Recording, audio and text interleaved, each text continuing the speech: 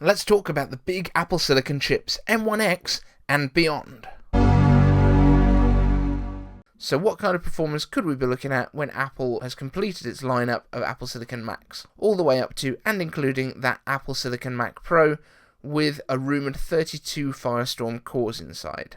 Since Apple Silicon was first announced at WWDC in 2020, Apple's first digital event, everyone wondered what kind of performance we'd see. In August, epic YouTuber Luke Miani calculated what he expected A14X performance numbers could be, assuming that A14X was most likely to power the first of the Apple Silicon Macs. Of course, what we got was the M1, but structurally and in terms of performance, Luke absolutely nailed it, with his score being within around 1 to 2% of the actual figures. Now, as I've mentioned before, I'm pretty confident that Apple will be using the same silicon for the A14 based iPad Pros as the M1, with the only difference physically being the name that they screen print on top of the chip, but potentially with different firmware, disabling and repurposing different parts of that SoC. Now, the M1X variant for the more high-performance Macs is expected to take the M1, which contains 4 efficiency cores dubbed Ice Storm, and 4 high-performance cores or Firestorm cores, along with an 8-core GPU, and double both the GPU and performance cores.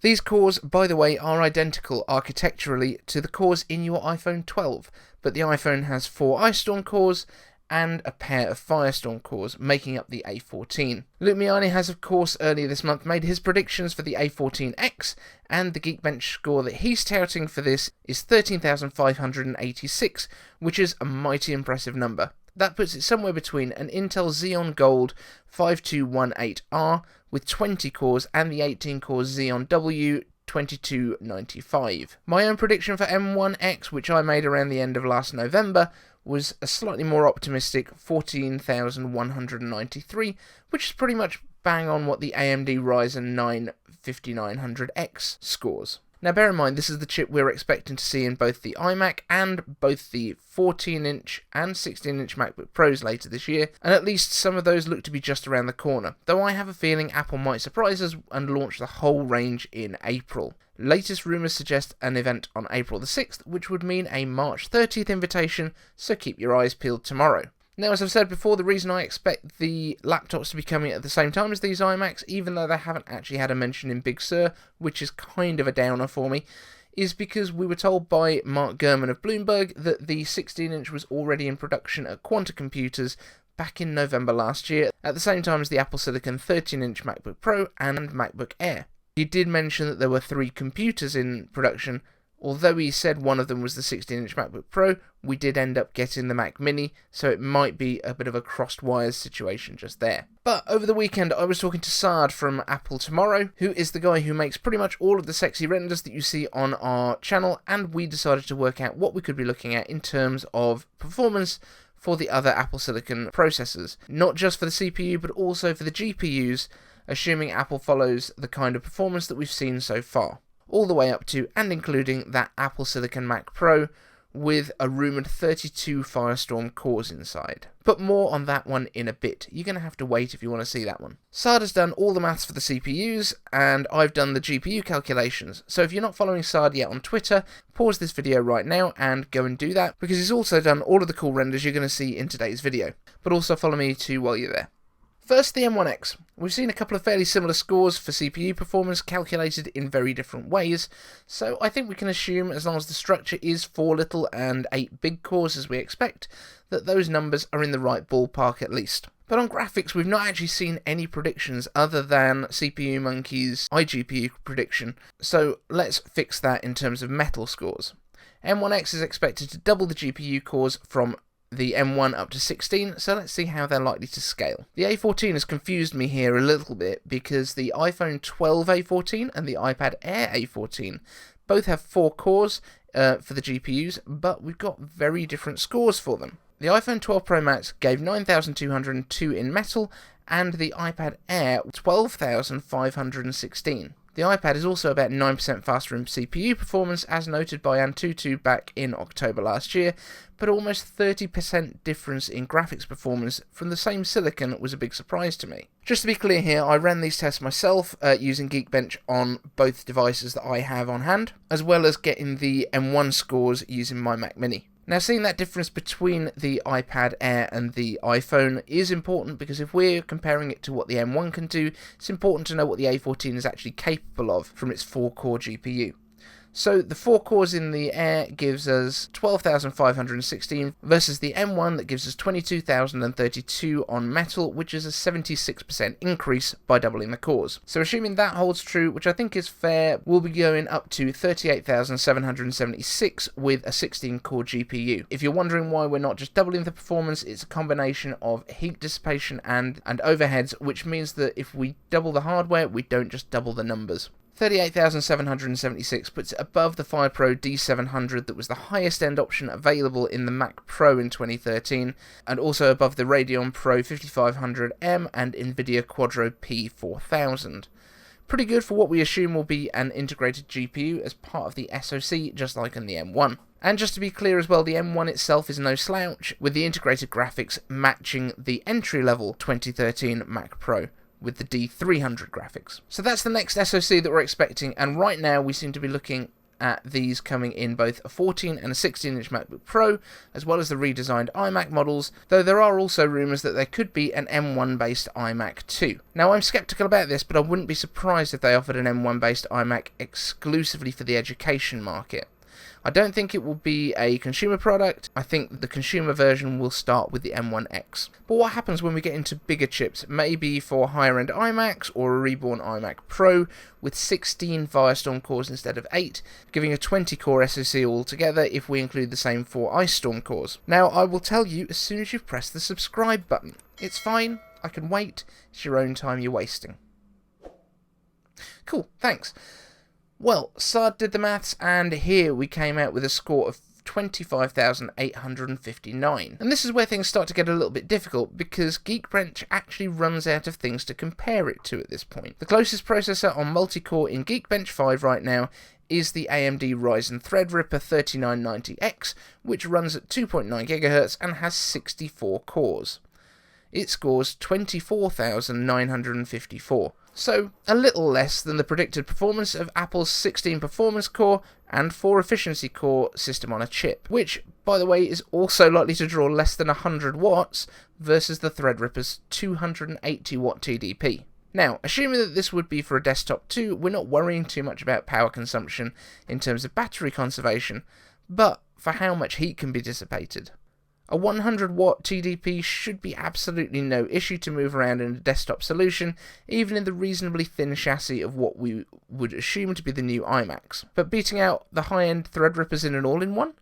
That would be industry-changing again. And assuming that we'd get double the GPU cores again, and that scales in the same way with 76% increase on the last one, we would be looking at 68,246 and well into the top 10 graphics cards for Metal. It'd settle in between the AMD Sapphire Radeon RX 5700 XT Nitro plus 8GB, which is catchily named, and the AMD Radeon RX 5700 XT. These are big numbers.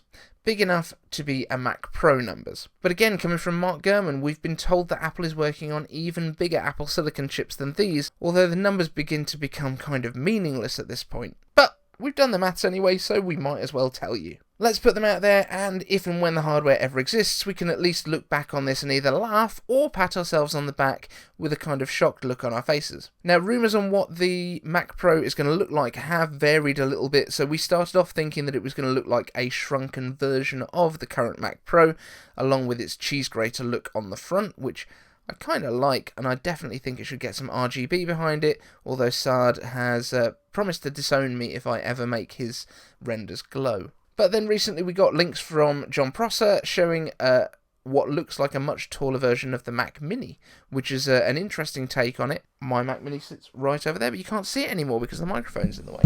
Ooh, there she is, right at the back.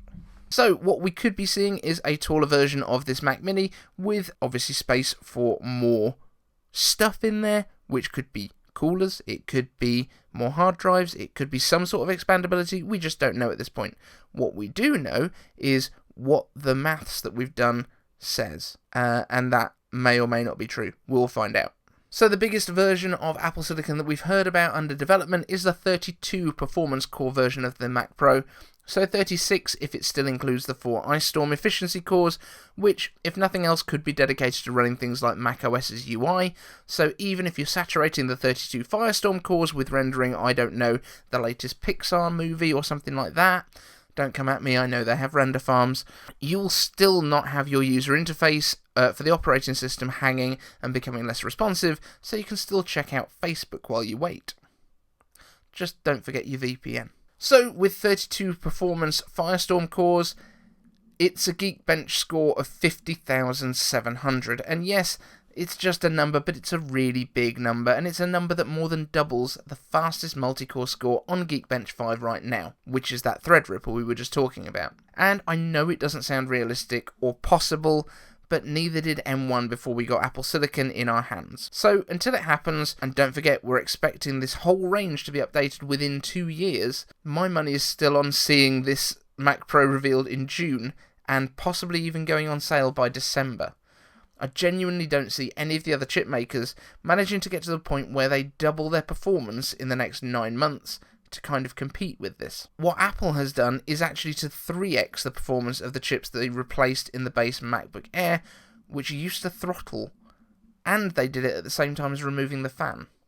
That is absolutely insane, so I honestly wouldn't put anything past Apple's engineering team right now. And speaking of insane, I suppose we should touch on the GPU performance as well, with the Metal scores. Now, because we talked about 32 cores in the 20-core SoC, we are doubling up to a 64-core graphics here, 67% increase again, giving an off-the-chart score, once again, of 120,113, with the AMD Radeon Pro 7 at 94,556 at the top of the chart right now, so we're talking 20% more than that. Now, the problem with using Metal scores is that we only have scores for the cards that are currently compatible with macOS, as far as I'm aware. But we could convert that Metal score into an OpenCL score, and I know we're getting a little bit silly with kind of extrapolations and conversions now, but go with me, we're going for ballparks here. The Radeon Pro 7's OpenCL score is about 8% lower than the number we had for its Metal score, so we can convert the 64-core Apple graphics down to 110,504. That would put it toe-to-toe with the GeForce RTX 2080, and if they do double the cores even further to 128, which is what Mark Gurman of Bloomberg has suggested is in testing right now, we'd be looking at 194,480 in OpenCL, placing it right at the top of the table between the GeForce RTX 3080 and the RTX 3090. Pretty good, I think, and hopefully not as easy to scalp or mine Bitcoin on. Now, bear in mind, the further we get from the known numbers, the more speculative we have become with these numbers. I think we're probably pretty close on the M1X, both in CPU and graphics performance, and we don't have long to wait to find out. Once we do, we will have more data points to have an idea of how Apple Silicon will scale, how much power they'll consume, and what kind of thermals we'll be looking at going forward. And bear in mind, most likely by the end of this year, Apple will be releasing their M2 architecture, based on the Apple A15 cores, whatever those cores might be called, and typically Apple's performance increases by between 15 and 20% at the core level, bumping all of these numbers up by about the same amount once those cores get integrated into the bigger, more core-stuffed SoCs. And I do think that going forward we'll be seeing all of these Macs getting annual updates based on when these cores get updated. Even though in the past we've had iPad Pros getting 18 monthly-ish updates, I think pretty much everything in Apple's range, because they're all going to be powered by Apple's own silicon using their own cores, and they're going to be multi-purposing a lot of these chips across multiple different product lines. I think everything is pretty much going to be getting those annual updates, so no longer will we be waiting for Intel to release a new chip or AMD to release a new graphics card. We'll just be getting them on that annual basis, nice and consistently, as soon as Apple has their stuff ready. We don't know at what point Apple may split the GPU off from the CPU die, or whether they'll end up with something that allows more unified memory across these devices, or how they'll manage to get enough yield on these presumably huge dies, or at what point they'd start to run into thermal walls. But it's super exciting, and let me know down in the comments which Apple Silicon Mac you are most excited for. And I think, as you can see from these numbers, it's not just Intel that needs to be worried anymore. AMD and Nvidia may have some surprises coming their way too. And we cover the latest Apple news, leaks and rumours every weekday at 12 UTC. I'd love to have you join us on more of the shows, so if you didn't hit the subscribe button halfway through like you were supposed to, you've kind of cheated. You weren't supposed to get all those numbers, but you can have them as long as you press it now. Thanks so much for watching, and I'll see you in the next one.